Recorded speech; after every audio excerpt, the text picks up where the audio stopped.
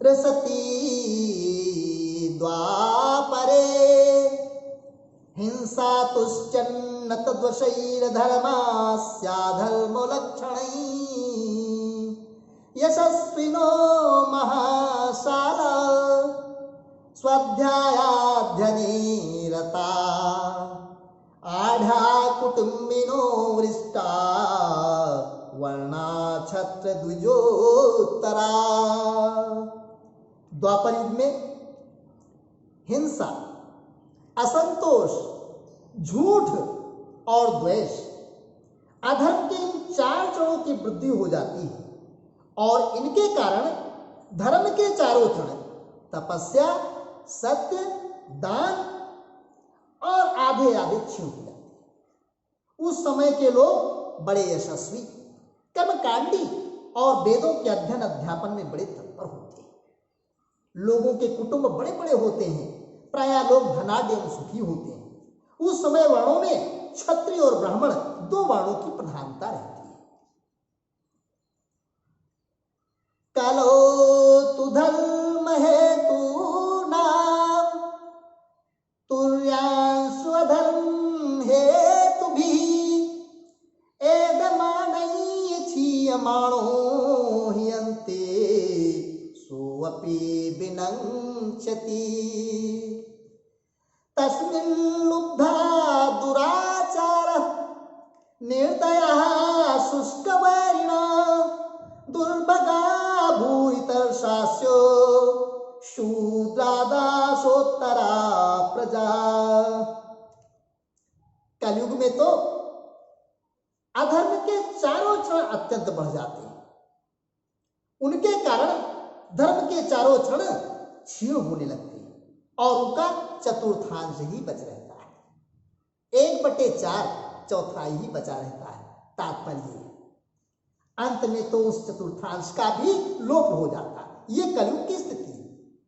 मेरे प्रिय आत्मीजनों, समय का स्वभाव ही है घटना और घट के फिर अंतिम पहुंच, फिर उसके बाद ये समय का गुण है। कलयुग में लोग लोभी, कलयुग में लोग दुराचारी और कठोर हृदय होते हैं। वे झूठ मूठ एक दूसरे से बैर मोल लेते हैं, यूं लालसा तृष्णा की तरंगों में बहते रहते हैं। उस समय भागे लोगों में शूद्र केवट आदि की प्रधानता रहती है।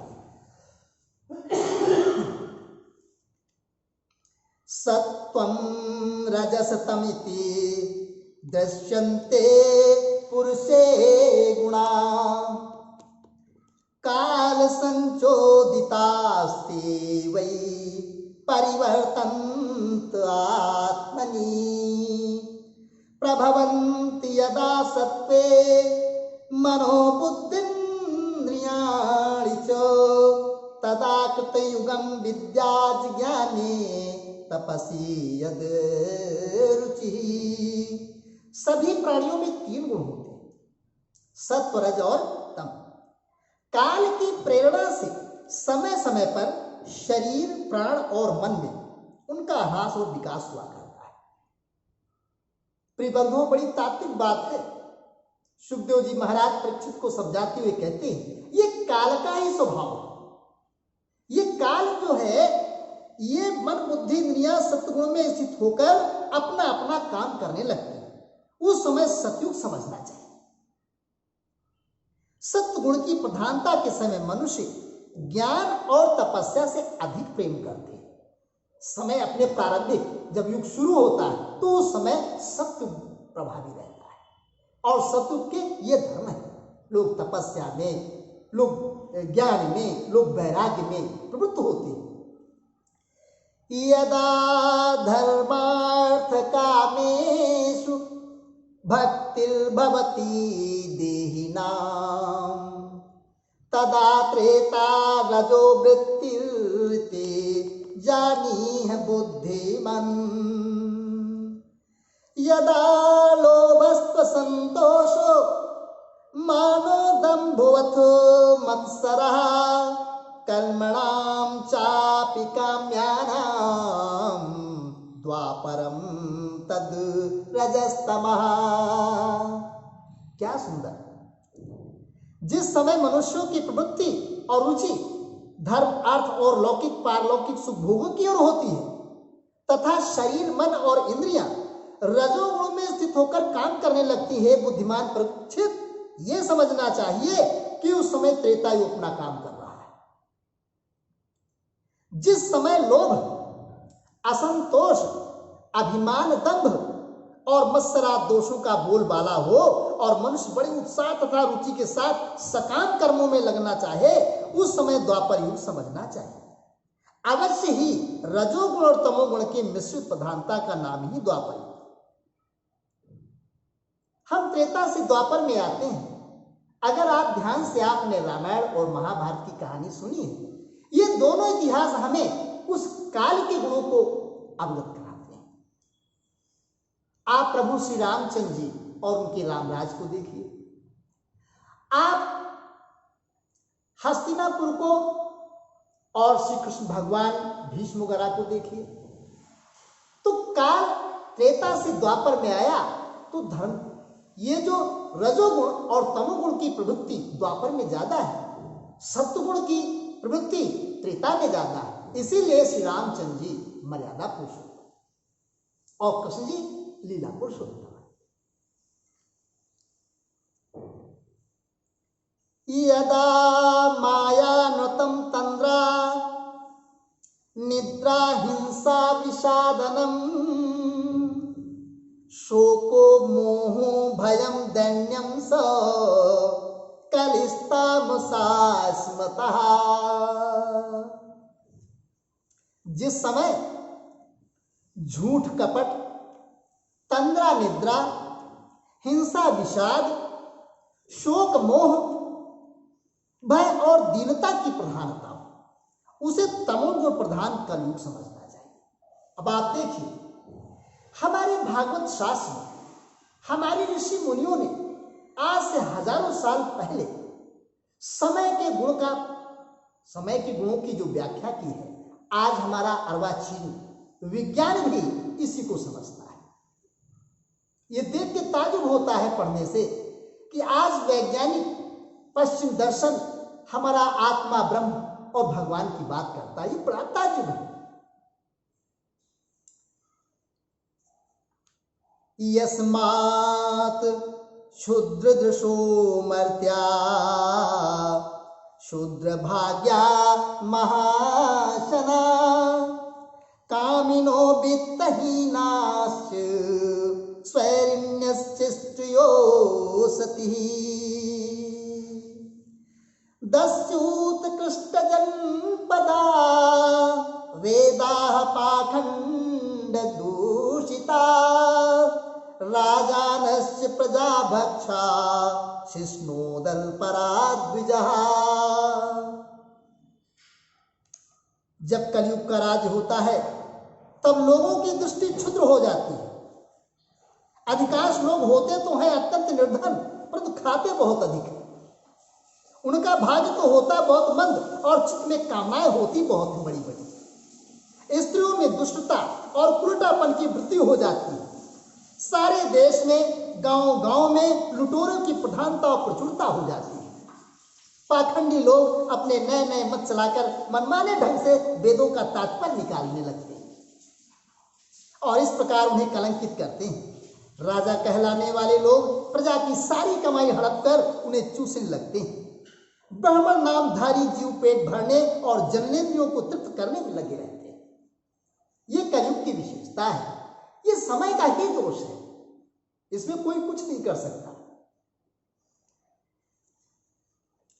अभृता बटवो शोचा भिक्षवश्च कुटुंबिनः तपस्विनो ग्रामवासा न्यासिनोत्यर्थ लोलुपा ऋस्वकाया महाहारा भूरिपत्यागतश्रिया शश्वत कटुक भाषिण्यश्चौर्यामायो साहसा फणयिष्यन्ति वै क्षुद्रा किराटाकूटकारिणा अनापद्यपि मत्स्यन्ते वार्तां साधु जुगुप्सिताम्। ब्रह्मचारी लोग ब्रह्मचर्य व्रत से रहित और अपवित्र रहने लगते हैं। गृहस्थ दूसरों को भिक्षा देने के बदले स्वयं भीख मांगने लगते हैं, वानप्रस्थी गांव में बसने लगते हैं और सन्यासी धन के अत्यंत लोभी अर्थपिशाच हो जाते हैं। स्त्रियों का आकार तो छोटा हो जाता पर भूख बढ़ जाती है। उन्हें संतान बहुत अधिक होती है और वे अपनी कुल मर्यादा को उल्लंघन करके लाज हया जो उनका भूषण है छोड़ बैठते हैं। वे सदा सर्वदा कड़वी बात कहती रहती है और चोरी तथा कपट में बड़ी निपुण हो जाती है। उनमें साहस भी बहुत बढ़ जाता है। व्यापारियों के हृदय अत्यंत क्षुद्र हो जाते हैं। वे कौड़ी कौड़ी से लिपटे रहते हैं और छदाम छदाम के लिए धोखाधड़ी करने लगते हैं। और तो क्या, आपत्ति काल न होने पर तथा धनी होने पर भी वे निम्न श्रेणी के व्यापारों को, जिनकी सत्पुरुष निंदा करते हैं, ठीक समझने और अपनाने लगते हैं। पतिं त्यक्षन्ति निर्द्रव्यं भृत्याप्याखिलोत्तमं भृत्यं विपन्नं पतयः कौलं गाचाप्यास्मनि पितृभ्रातृ सुहज ज्ञातीनो हित्वा सौरत सौवृदा नरा दुश्चाल संवादादीना स्त्रेणा कलो नरः। स्वामी चाहे सब सेठ ही क्यों न हो, जब सेवक लोग देखते हैं कि इसके पास धन दौलत नहीं रही तब उसे छोड़कर भाग जाते हैं।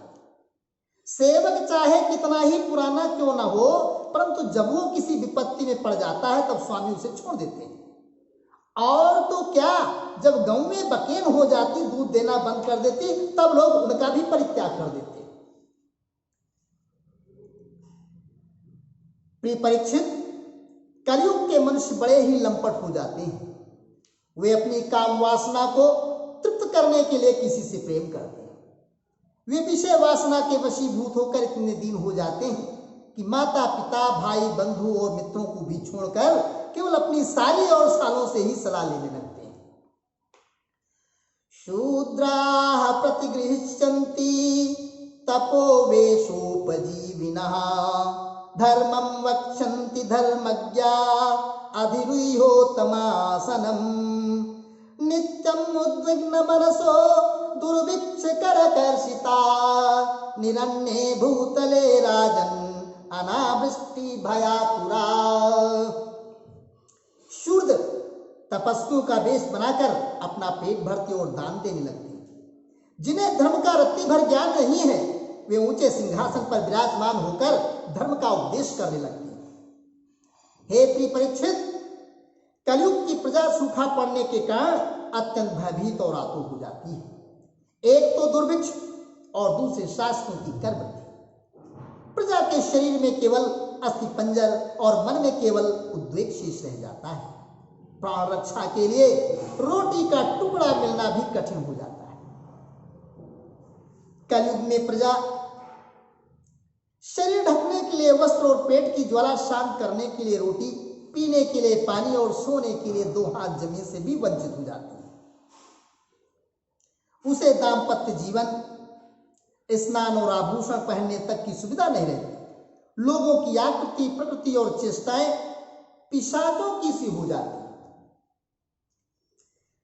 कलोकाकिन्निके प्यर्थे विग्रहै त्यक्त सौरदा त्यक्षन्ति चा प्रियान् प्राणान् हनिष्यन्ति स्वकानपि नारक्षिंस्य मनुजा स्थविरोपितारवपि पुत्रान् सर्वार्थ कुशलानो शूद्राशिष्णोदरंभरा। हे परीक्षित, कलयुग के क्षुद्र प्राणी केवल काम वासना की पूर्ति और पेट भरने की धुन में लगे रहते हैं। पुत्र अपने बूढ़े माँ बाप की भी रक्षा पालन पोषण नहीं करते, उनकी उपेक्षा कर देते हैं। और पिता अपने निपुण से निपुण सब कामों में योग्य पुत्रों की भी परवाह नहीं करते, उन्हें अलग कर देते। कलौ न राजन् जगतां परम गुरुं त्रिलोकनाथनंतपाद पंकजं प्रायेण मर्त्या भगवन्त्यमच्युतं यच्छन्ति पाखंड विभिन्न चेतसा। हे परीक्षित, श्री भगवान ही चराचर जगत के परम पिता और परम गुरु हैं। इंद्र ब्रह्मा आदि त्रिलोकाधिपति उनके चरण कमलों में अपना सिर झुकाकर सर्वस्व समर्पण करते रहते हैं। उनका ऐश्वर्य अनंत है और वे एक रस अपने स्वरूप में स्थित है। परंतु कलयुग में लोगों में इतनी मूढ़ता फैल जाती है, पाखंडियों के कारण लोगों का चित्त इतना भटक जाता है कि प्रायः लोग अपने कर्म और भावनाओं के द्वारा भगवान की पूजा से भी विमुख हो जाते हैं। इयन्नामधेयं प्रियमाणया तुरा पतन निस्खलन वा विवशो गणन पुमान् विमुक्त कर्मार्गल उत्तमां गतिं प्राप्नोति यक्षन्ति न तकं कलो जना।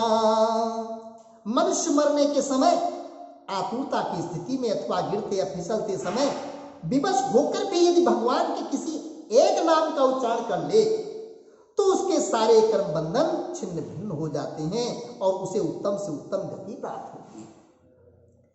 परंतु हाय रे कलयुग, कलयुग से प्रभावित होकर लोग उन भगवान की आराधना से विमुख हो जाते हैं।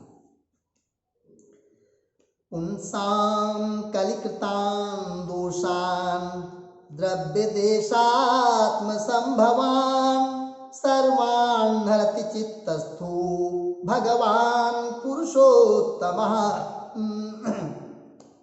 ओम शांति।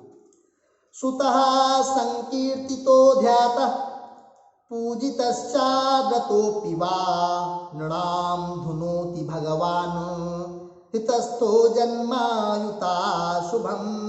हे परीक्षित, कलयुग के अनेकों दोष हैं। कुल वस्तुएं दूषित हो जाती हैं, स्थानों में भी दोष की प्रधानता हो जाती है। सब दोषों का मूल स्रोत तो अंतःकरण है।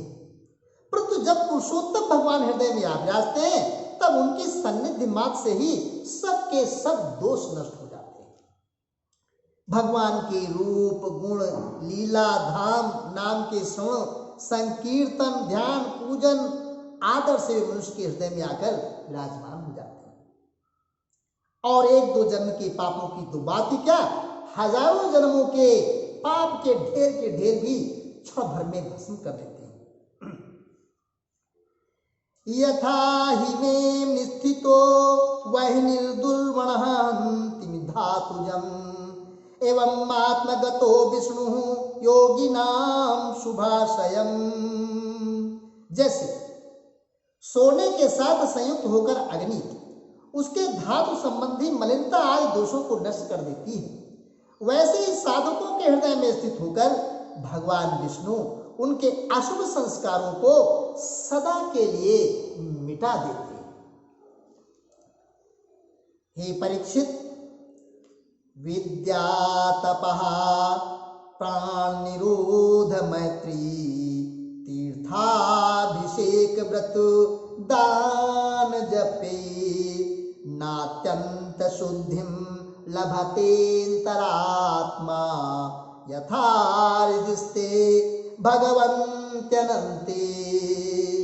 हे परीक्षित, विद्या, तपस्या, प्राणायाम, समस्त प्राणियों के प्रति मित्रभाव, तीर्थ स्थान, व्रतदान और जप आदि किसी भी साधन से मनुष्य के अंतःकरण की वैसी वास्तविक शुद्धि नहीं होती जैसे शुद्धि भगवान पुरुषोत्तम के हृदय में विराजमान हो जाने पर होती है।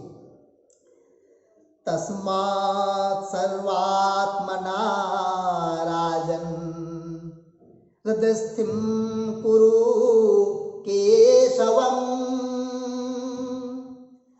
तस्मात् सर्वात्मना राजन् हृदयस्थं कुरु केशवम् प्रियमाणो हि वहितस्ततो यासि परां गतिम्।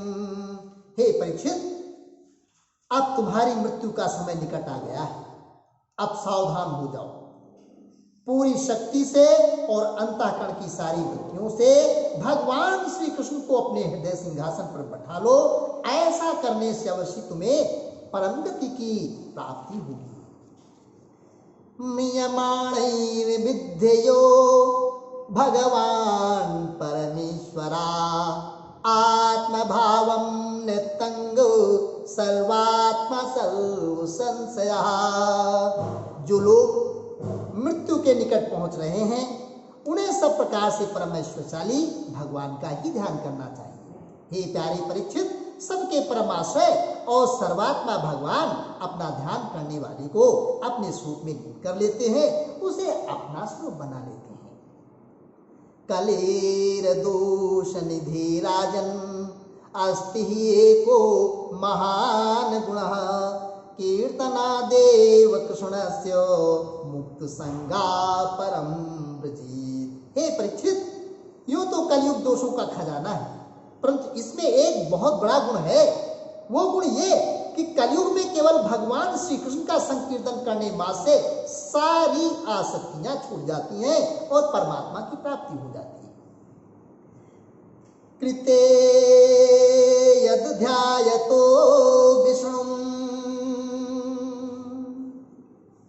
कृते यद ध्यायतो विष्णुं त्रेतायां यदितो मखै द्वापरे परिचर्यायां कलो तद्वरी कीर्तना। द्वापरे परिचर्यायां कलो तद्वरी कीर्तना। सतयुग में भगवान का ध्यान करने से, त्रेता में बड़े बड़े योगियों द्वारा उनकी आराधना करने से और द्वापर में विधि पूर्वक उनकी पूजा सेवा से जो फल मिलता है वो कलयुग में केवल भगवान नाम का कीर्तन करने से प्राप्त हो जाता है। इति श्रीमद्भागवते महापुराणे पारमहंस्यां संहितायां द्वादश स्कंधे तृतीयोऽध्यायः। हरि ओम तत्सत्, हरि ओम तत्सत्, हरि ओम तत्सत्। ओम श्रीमद्भागवताय नमः। ओम नमस्ते। ओम ओम शांति शांति शांति शांति। ओम सत्यम शिवम सुंदरम। नमो भगवते वासुदेवाय नमः। हरि ओम तत्सत्, हरि ओम तत्सत्, हरि ओम तत्सत्। सभी को